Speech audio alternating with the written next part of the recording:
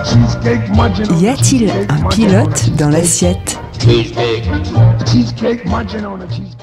Anne, bonjour. Bonjour Charlotte. Aujourd'hui, une chronique sur la muscade. Oui, tout à fait, cette épice merveilleuse dont j'avais très envie de vous parler. Pour commencer, peut-être revenir à l'origine du nom, notamment, qu'est-ce que c'est que la muscade? Alors, la muscade, c'est le noyau du fruit du muscadier. Et ce noyau, il est contenu dans une coque, donc on va décortiquer comme on a des noyaux d'abricot, si tu veux. On va aller rechercher cette amande qui a à l'intérieur. Et la noix de muscade, elle-même, à l'intérieur de cette coque, elle est enveloppée d'une sorte de dentelle, d'une résille qu'on appelle une harie, qui s'appelle le massis. Et le massis, ça va donner une autre épice, on en reparlera tout à l'heure, dont les saveurs sont assez proches de la muscade.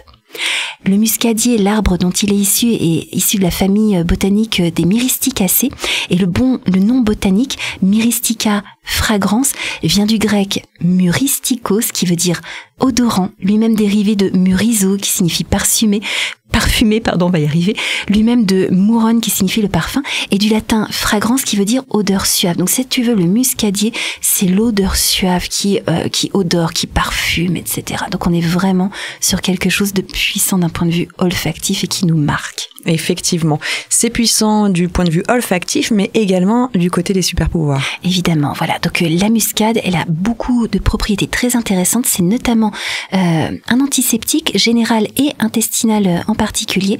Elle a des propriétés digestives, notamment carminatives. Donc elle va permettre soit d'éviter la formation de gaz intestinaux, soit de permettre de les disperser.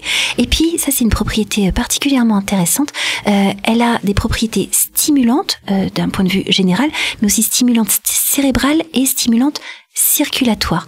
On va même jusqu'à dire, et c'est une réalité, que la muscade a des propriétés psychotropes et que à haute dose, l'huile essentielle de noix de muscade a des propriétés stupéfiantes. Donc là, c'est pas bien. Faut pas la consommer à haute dose. Il faut être très précautionneux avec l'usage de l'huile essentielle de noix de muscade, pas sans avis médical. Les signes d'empoisonnement, on dit, sont comparables à ceux de l'intoxication par l'alcool. On va avoir des délires, des hallucinations, une stupeur, une perte de connaissance.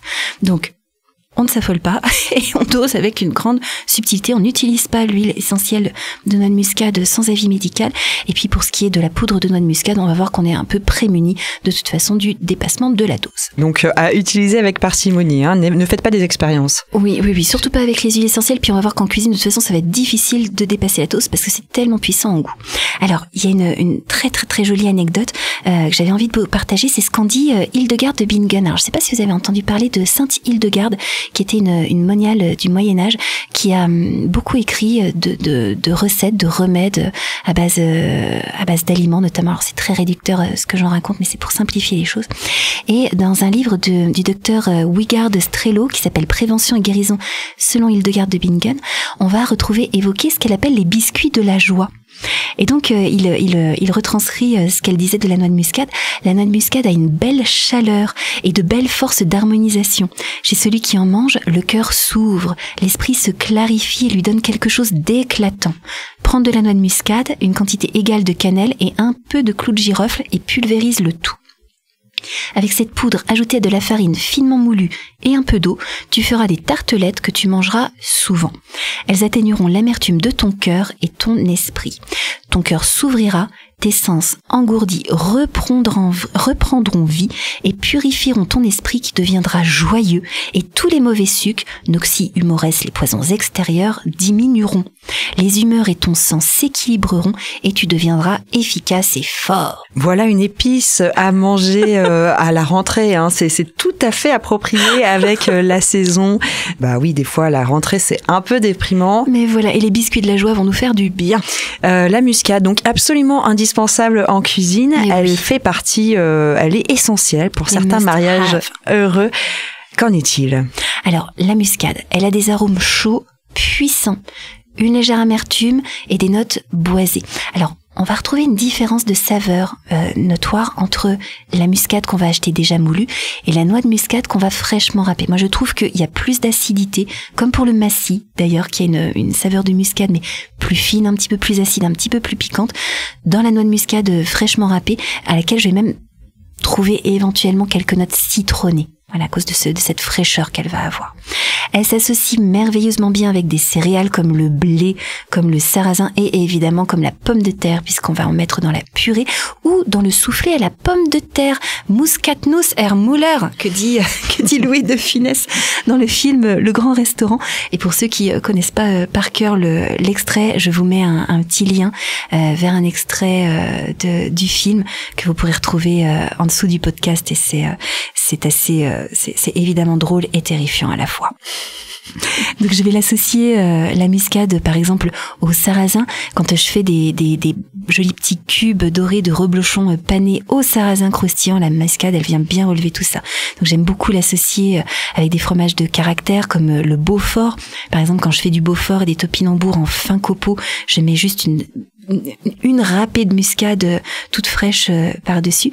Et puis quand je fais les pancakes bien protéinés au Beaufort, pareil, je les assaisonne avec de la muscade, ça relève bien.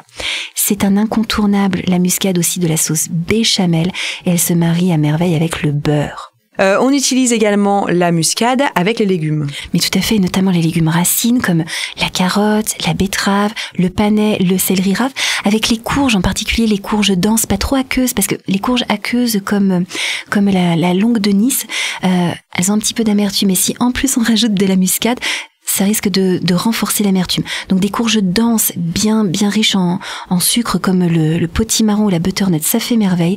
Ça ira très bien aussi avec le chou-fleur et avec l'aubergine. Quand on fait d'une purée d'aubergine qu'on va relever avec une pointounette de muscade, ça va être merveilleux.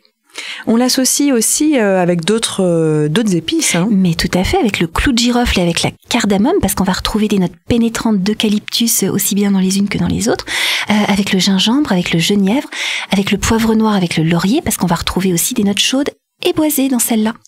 C'est un incontournable des 4 épices. Tout à fait. Alors le 4 épices, c'est un mélange de 4 ou 5 épices. Donc on peut avoir du poivre blanc et ou de la cannelle. Et puis on a de la girofle, de la muscade et du gingembre. Et en fait, ces parfums correspondent aux parfums que développe la pimenta dioica, qui est le nom du piment de la Jamaïque, ou du tout épice, qui en lui-même, en un seul ingrédient, a les parfums de ces 5 épices réunies. On l'associe avec de la rose, ça marche très bien, rose et muscade. Pourquoi ? Parce qu'ils contiennent tous les deux du géraniol. Et donc rose et muscade font merveille, notamment dans des pâtisseries de grands chefs comme Pierre Hermé. Donc la muscade, on la met avec les légumes, effectivement, on la met avec d'autres épices et on la met bien sûr avec des fruits. Avec des fruits, tout à fait. Elle va venir relever subtilement une compote de pommes, elle va venir s'associer avec le coin rose géranium, noix de muscade, merveilleux d'ailleurs. On va pouvoir mettre un petit peu de noix de muscade avec la poire, avec la rhubarbe, avec les litchis, finalement tous ceux qui se marient bien avec la rose au final. Hein. Le massis, on l'utilise comme la muscade, c'est les mêmes indications ? Alors, quasiment les mêmes indications. On se croirait dans une ordonnance alimentaire. Quasiment les mêmes indications. Le massis, traditionnellement, on va s'en servir pour relever des charcuteries.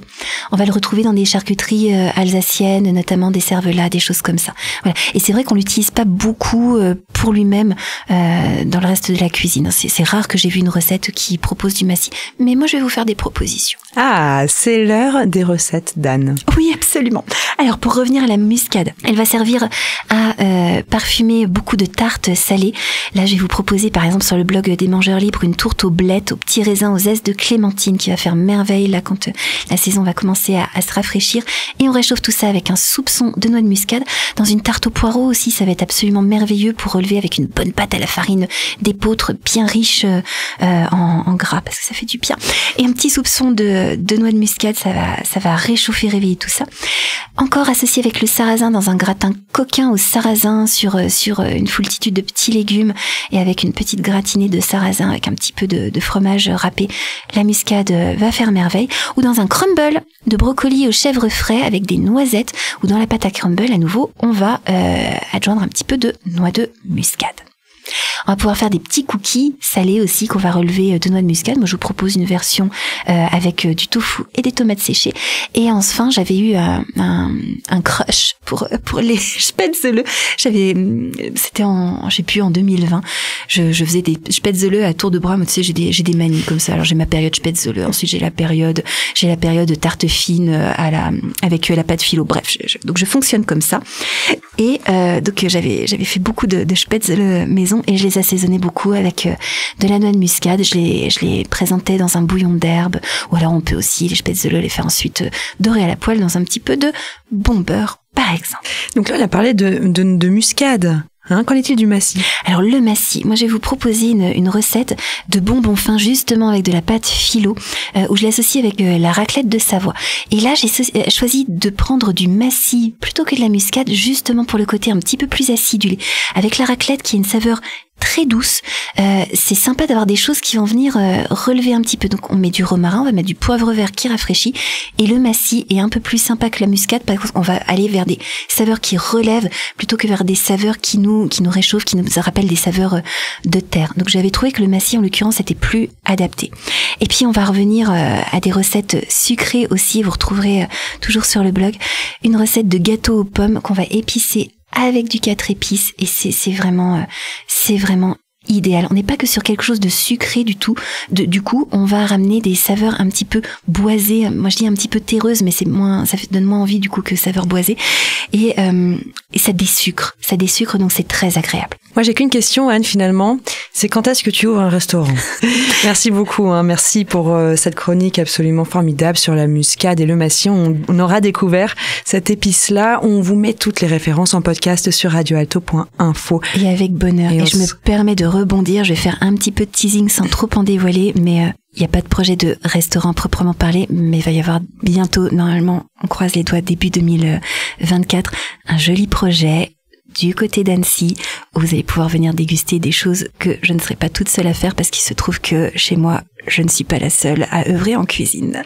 Dis donc, ça c'est du teasing, on n'a pas le droit d'en savoir plus, Anne. Pas tout de suite. Pas encore, très bien. Bientôt. Alors on reste à l'écoute des chroniques de Anne, y a-t-il un pilote dans l'assiette, pour connaître la suite et avec connaître bonheur. Cette adresse à Annecy à retrouver début 2024. C'est formidable. Merci beaucoup Anne, et à la semaine prochaine. Avec bonheur, merci pour tout Charlotte, et belle semaine à tous.